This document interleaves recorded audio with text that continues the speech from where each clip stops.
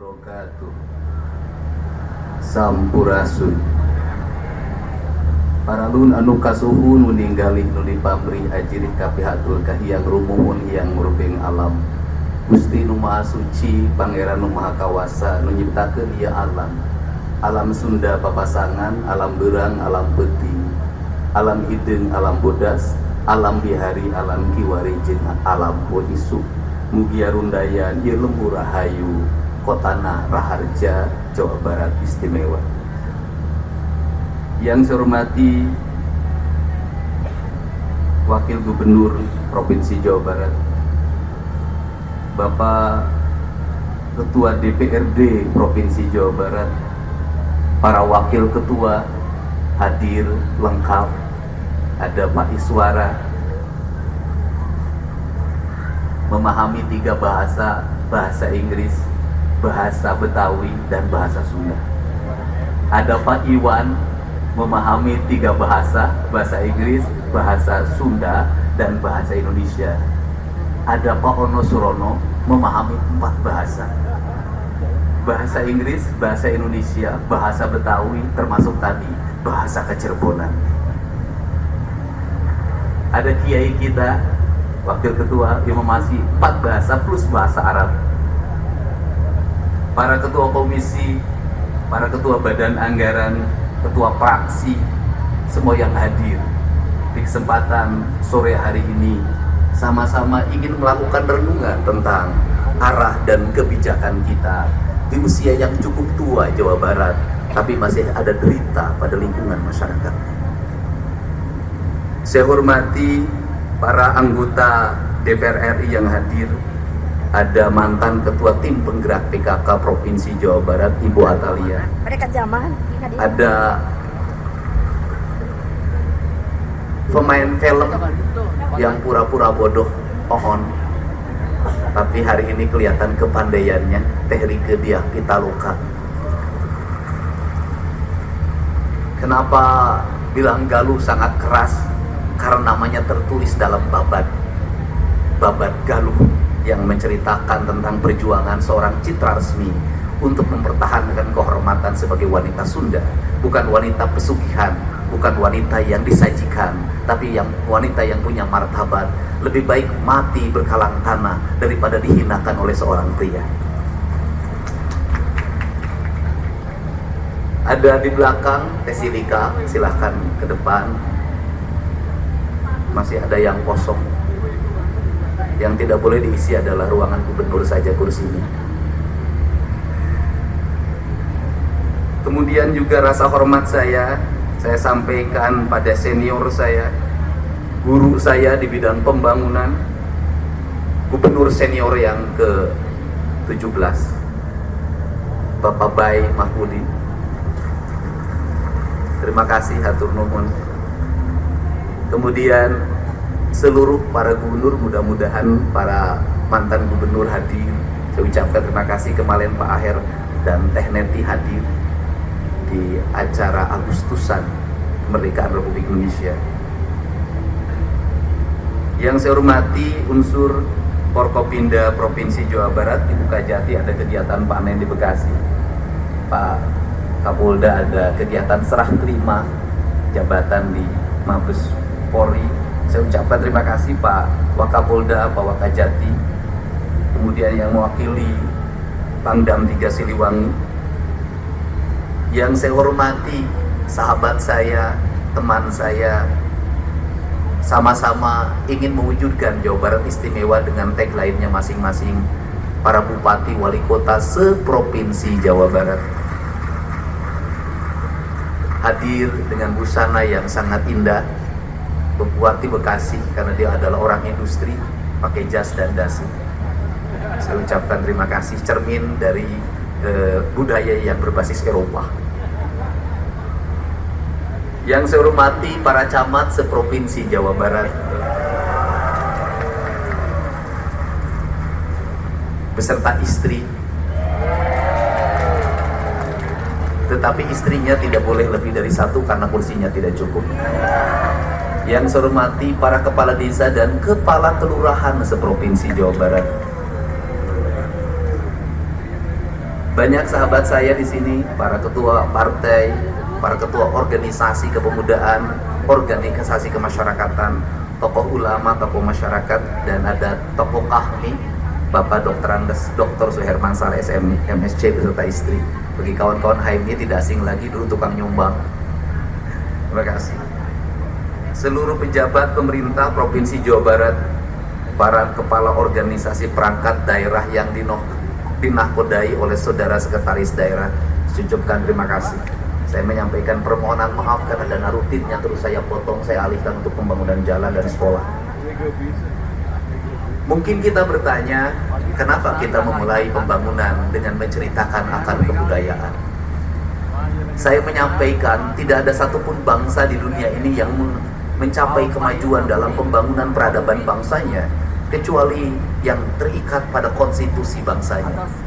Konstitusi di negara-negara maju itu adalah konstitusi yang mempertahankan nilai tradisi yang terjadi pada masanya, dan dia dalam konstitusi. Inggris bangunannya tetap masa lalu, Amerika bangunannya tetap masa lalu. Indonesia punya bangunan masa lalu adalah hanya dua. Satu, cerita sejarah, yang kedua adalah peninggalan kolonial. Pembangunan bukan rangkaian teknokratik yang hanya didasarkan pada pikiran-pikiran akademik. Pembangunan bukan kalimat-kalimat fakta yang ditulis dalam buku-buku peraturan daerah tentang anggaran belanja pembangunan daerah. Pembangunan adalah ritme sejati tentang keselarasan manusia dengan alamnya. Keselarasan manusia dengan tanah, air, udara, dan mataharinya adalah ritme indah yang dimana kita diberikan alam yang indah bernama tanah Jawa Barat, tanah Sunda, punya gunung yang lunga jentul, punya air yang mengalir, punya sawah yang terhampar, punya lautan dan samudra yang sangat luas. Seluruh tata nilai itu ada dalam naskah Sang Hyang Siksa Kandang yang menceritakan tentang tata ruang yang disebut dengan Gunung Kudu Awian, Lengkop Kudu Balongan, Lebak Kudu Sawahan yang disebut dengan Tripang Tuh Dibuana. Sang Hyang Siksa Kandang menceritakan tentang civil society, yaitu trias politika, Rama, Resi, dan Prabu. Seluruh nilai-nilai itu kita tinggalkan, seolah kita akan menggapai masa depan, seolah kita adalah kaum akademik yang tidak perlu catatan masa lalu, seolah kita akan pergi ke depan dengan hanya menggunakan buku kesempatan kita yang kita bangun dalam narasi-narasi politik. Tetapi kita lupa ternyata 80 tahun Jawa Barat terbangun, ternyata seluruh rangkaian itu tidak menjadi fakta. Kenapa? Kemiskinan masih menganga, jalan hancur di mana-mana. Hari ini kita punya derita seorang anak bernama berumur 3 tahun, berasal dari Kabupaten Sukabumi, pada sebuah kampung terpencil. Ibunya ODGJ, bapaknya mengalami TBC. Anak itu tiap hari di kolong. Dia meninggal di rumah sakit dalam keadaan seluruh cacing-cacing keluar dari mulut dan hidung. Betapa kita gagap dan betapa kita lalai. Kenapa? Perangkat birokrasi yang tersusun sampai tingkat RT ternyata tidak bisa membangun empati. Kenapa? Manusia tidak terbangun dalam nalar dan rasa. Semua orang bicara anggaran, semua orang bicara keuangan. Dia lupa bahwa di balik anggaran ada rasa dan cinta yang bisa mengadakan yang ada, mentiadakan yang tiada. Kerangka itu adalah koreksi diri. Dan saya memutuskan terhadap desa itu memberikan hukuman. Saya tunda bantuan desanya karena desanya tidak mampu mengurus warganya. Kerangka ini harus dibangun. Kenapa?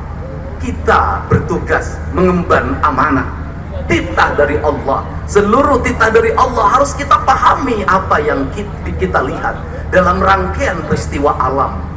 Maka cerita Jawa Barat yang dulu bersama Banten pasti dimulai dari Tarumanegara. Tarumanegara menceritakan tentang apa? Tarumanegara menceritakan tentang kepemimpinan yang mengelola air, kepemimpinan yang mampu mengelola sumber daya sungai, yang mengelilingi daerah Bekasi yang diawali dari Bogor. Maka Tarumanegara menceritakan tentang peradaban air, di mana kepemimpinan mampu menguasai hulu sungai dan daerah aliran air, serta muara yang pada akhirnya bisa menguasai lautan utara. cerita itu bukan cerita mistik, tetapi cerita fakta bahwa bangunlah peradaban Jawa Barat dengan apa? Melakukan normalisasi sungai di kali-kali Bekasi, di kali-kali Bogor, karena itu adalah bentuk peradaban. Dan hari ini tata ruangnya berubah, di mana sungai-sungai berubah peruntukannya, di mana sawah-sawah berubah peruntukannya, pemukiman menghampar di Kabupaten Bekasi, di Kota Bekasi dan Karawang, banjir dalam setiap waktu, kemiskinan tidak terselesaikan, perbedaan kaya yang miskin terus menganga. Kenapa? Salah dalam melakukan tata ruang. Litbang Kompas mengatakan salah satu titik kelemahan dari kepuasan 85% adalah dua hal. Pertama adalah ekonomi, yang kedua adalah lapangan pekerjaan. Lapangan pekerjaan terjadi, berebutannya di daerah industri. Kenapa itu terjadi? Karena kita lupa membangun konektivitas antara pendidikan dan lingkungan, pendidikan dan industri, antara dunia IT dengan keadaan masyarakat. Apa yang menjadi kelemahan masyarakat Jawa Barat? Matematika dasarnya lemah, sehingga ketika seleksi mereka kalah. Kerangka itu maka bergeser. Orang bercerita tentang Galuh. Cerita tentang Galuh bercerita tentang apa? Bercerita tentang bagaimana sebuah Tatar Selatan dibangun dalam kekuatan empati publik, di mana ada heroisme pengorbanan seorang manusia demi kemanusiaan, demi keadilan, yang pada akhirnya Galuh menceritakan tentang apa? Persenyawaan antara utara dan selatan, persenyawaan antara budaya pegunungan dengan budaya pesisir. Dan kemudian ada kesadaran kolektif tentang Pakuan Pajajaran. Kemudian di situ bicara tentang apa? Tentang budaya menulis di atas batu. Budaya menulis di atas batu mencerminkan apa? Sang Hyang Siksa Kandang mengatakan, Rama itu perumpamaannya itu seperti tanah, Resi seperti air, Prabu itu seperti batu. Maka Gurat Rama adalah civil society, keluarga yang harmonis adalah gurat tanah. Kepemilikan hak atas tanah adalah kekuatan sendi yang utama bagi sebuah masyarakat civil society. Gemah ripah, repeh rapih. Tidak mungkin civil society itu menguasai sebuah wilayah dan dia tidak memiliki hak pemukiman. Maka kebijakan berikutnya adalah hak kepemilikan atas tanah yang melahirkan hak kepemilikan pemukiman yang layak. Itu harus menjadi sendi utama. Disitulah Rama. Resi adalah lambang dari guru, dosen, maka dia punya karakternya air, dia jernih, dia menenangkan, kemudian dia mensucikan. Seluruh rangkaian itu ada dalam piranti-piranti independensi pendidikan, independensi yang harus dibangun, di mana guru tidak boleh berpihak pada apapun, maka guru berpihak pada satu, kebenaran yang objektif. Kemudian Prabu, maka Prabu itu adalah gurat batu. Maka dia menulis dalam batu, meskipun menulisnya sulit, meskipun banyak tantangan yang dihadapi, meskipun ada gelombang perentangan yang berlangsung, tetapi seorang Prabu harus punya keyakinan bahwa yang dia tuliskan adalah bukan untuk dirinya, yang dituliskan bukan untuk popularitinya, yang dia tuliskan bukan untuk elektabilitinya, yang dia tuliskan adalah cerita catatan masa depan, di mana kepemimpinannya menjadi legacy bagi pewarisan kepemimpinan ke depan. Lahir orang yang tercerdaskan lewat tulisan itu. Maka itu ada dalam cerita Galuh Pakuan. Kemudian kita akhirnya memasuki sebuah era di mana Kacirbonan menebarkan sebuah nilai baru, nilai menyempurnakan tradisinya orang Jawa Barat yang memiliki spirit silih asa, silih asi, silih asu. Nu jauh urang degetkeun, geus deket urang layetkeun, geus layet urang pahetkeun, geus pahet silih wangikeun. Sebuah nilai yang dia terbangun dalam harmoni Tatar Sunda. Tetapi ada nilai syar'i yang harus disempurnakan. Maka cipta rasa, sirna rasa, menyempurnakan rasa yang dimiliki oleh orang Sunda, yang terdiri dari entitas-entitas yang hari ini memiliki keragaman dalam kebudayaan. Karena rasa, maka rasalah sebagai sendi utama untuk mengayuh pembangunan yang melahirkan gelombang kepemimpinan Sumedang Larang, Subang Larang. Sebuah nilai yang kita memasuki era POC, kita memasuki era kemerdekaan, maka sintesanya adalah pembangunan tidak bisa didasarkan hanya pada pikiran teknokratik. Dalam bahasa kebudayaan, pembangunan tidak hanya mengandalkan saringseknya ikat, tapi pembangunan harus dibangun dalam kekuatan kancing carincingnya kancing. Apa itu? Pembangunan bukan hanya mengandalkan intelektual cohesion, tetapi pembangunan harus dibangun dalam piranti emosional cohesion dan spiritual cohesion. Seluruh nilai-nilai itu adalah sistem nilai pendidikan yang diajarkan dalam ajaran Pancawaluya. Maka manusia Sunda itu adalah manusia yang cager, bager, bener, pinter, singet. Maka Pancawaluya harus dibangun dalam sebuah gerbang. Maka hari ini pemerintah Provinsi Jawa Barat mengedepankan sebelum masuk ke Pancawaluya, maka kita harus masuk ke wilayah gerbang Pancawaluya. Maka gerbang itu bertujuan mengantarkan sebuah nilai ajaran yang pada akhirnya manusia Sunda, manusia Jawa Barat itu apa? Taluhur sirungan, tahandap akar. Kerangka inilah pijakan pembangunan yang kita tata. Pembangunan harus mampu melahirkan sirung, yaitu tumbuhnya benih-benih baru, tumbuhnya bunga baru, tumbuhnya buah baru, melahirkan metamorfosis ke depan. Itu yang disebut dengan Kiwari, Bihari, Jengboe Isu. Maka sains adalah pendekatan, maka teknokratik adalah pendekatan, maka teknologi adalah pendekatan. Tetapi seluruh pendekatan itu akan mengalami perubahan dalam setiap waktu. Maka orang Sunda mengatakan, mi indung ka waktu, mi bapa ka zaman, pindah cai, pindah tampian. Kerangka ini tidak bisa berjalan kalau apa? Kalau tahandap teu akar. Karena teu akaran, maka pembangunan kita harus menginjak bumi. Tidak penting dipuji orang, tidak penting bagus dalam tayangan, tidak penting reka-reka gambar dibuat-buat di media sosial, tidak penting. Yang harus kita ceritakan adalah fakta yang sebenarnya, bukan pembangunan kamuflatif. Kalau pendidikan dasar di kita masih bermasalah, katakan bermasalah. Kalau masih ada anak SMP yang tidak bisa baca tulis, katakan itu terjadi. Kalau ada kematian ibu yang melahirkan, kematian anak, katakan itu terjadi. Kalau masih HIV-nya meningkat, katakan itu terjadi. Untuk apa? Agar kita bisa meraih sintesa.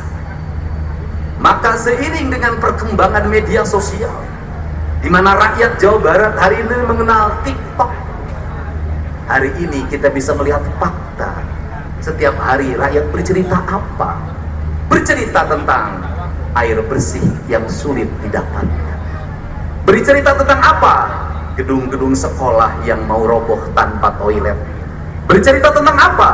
Jalan-jalan pemukiman yang rusak, jembatan-jembatan yang mau roboh, anak-anak menyeberang sungai Citarum menggunakan rakit, anak-anak bergelantungan di kawat-kawat pengikat di Garut dan di Sukabumi hanya untuk sekolah. Itu cerita fakta kita, dan seluruh fakta itu lahir lewat apa? Kesadaran publik warga untuk menceritakan apa yang terjadi di tanah Jawa Barat ini. Untuk itu, demokrasi yang dibuka, media sosial yang terbuka harus melahirkan apa? Harus melahirkan pemimpin yang peka. Harus melahirkan apa? Birokrat yang dia sidik sakti, indra waspada. Apa itu? Harus melahirkan birokrat panca sampurna. Jelikna ngadangu, irungna ngangse, panona awas, letahna ngucap, hatena ikhlas. Maka konektivitas para birokrat untuk melihat Perkembangan yang terjadi di jagat media sosial adalah kepekaan untuk membaca situasi. Para kepala desa harus membuka ruang rumahnya untuk dikunjungi warga dalam setiap waktu. Tidak bisa warga harus datang dari ujung Garut, ujung Sukabumi, ujung Cirebon, terus-terusan ke lembur Pakuan.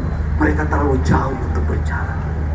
Para camat juga harus membuka diri, membuka ruangnya, terkoneksi dengan para bupatinya yang harus handphonenya menyala, terkoneksi dengan gubernurnya, maka kita bisa berjalan seiring dan sejalan.